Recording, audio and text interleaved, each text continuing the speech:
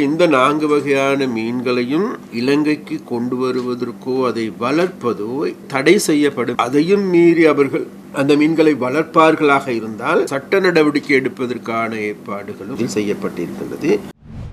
எங்களுடைய சுற்றுச்சூழலுக்கு பாதகமான பாதிப்பை தருகின்ற மீன் வகைகள் இன்றைக்கு எங்களுடைய சுற்றுச்சூழலில் உலாவி தெரிகின்ற ஒரு நிலைமை காணக்கூடியதாக இருக்கின்றது.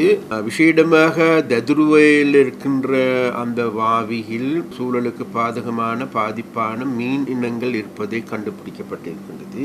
4 மீன் இனங்களை நாங்கள் கண்டு கொண்டிருக்கின்றோம். அதில் ஒன்றுதான் நைஃப் ஃபிஷ் என்கின்ற ஒரு வகையான மீன், ரெட் லைன் என்கின்ற மீன், எலிகேட்டர் என்கின்ற மீன் வகை, பிரானா என்கின்ற மீன் வகை. இந்த 4 வகையான மீன்களையும் இலங்கைக்கு கொண்டு வருவதற்கோ அதை வளர்ப்பதோ இனிமேல் தடை செய்யப்படும் என்பதை இந்த இடத்தில் நாங்கள் சொல்வோம். அதையும் மீறி அவர்கள் அந்த மீன்களை வளர்ப்பார்களாக இருந்தால் அதுக்கு எதிராக எங்களுடைய நெக்டா நிறுவனத்தின் மூலமாக அதற்கான வழக்கு தாக்கல் செய்வதற்கு சட்ட நடவடிக்கை எடுப்பதற்கான ஏற்பாடுகளும் இதில் செய்யப்பட்டிருக்கின்றது.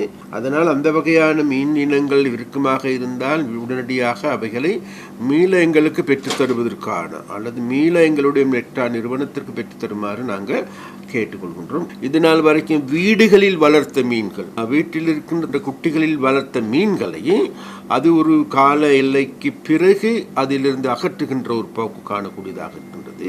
அதாவது வீட்டில் எங்களில் இருக்கின்ற மீன் தொட்டியில் வளர்க்கின்ற மீன்களை நாங்கள் கொள்வது இல்லை, கூடுதலான இலங்கையில் வாழ்கின்ற மக்கள்.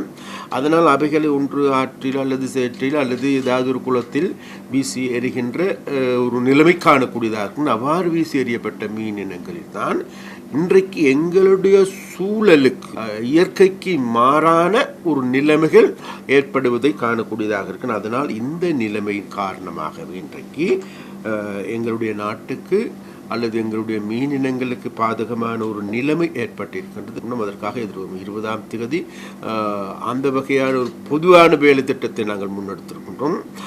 விசேடமாக ததுருவையாவில் இருக்கின்ற மீன்களை பிடிப்பதன் மூலமாக அவைகளுக்கு ஒரு நிதி ரீதியான ஒரு சன்மானத்தை பெற்றுக் கொடுப்பதற்கு நாங்கள் தீர்மானிக்கின்றோம். நெக்டா நிறுவனத்தின் ஊடாக மேலதிக தகவல்களை பெற்றுக்கொண்டு ஆவணங்களை செய்யுங்கள் என்று நாங்கள் மிக மிக வினயமாக கேட்டுக்கொள்கின்றோம்.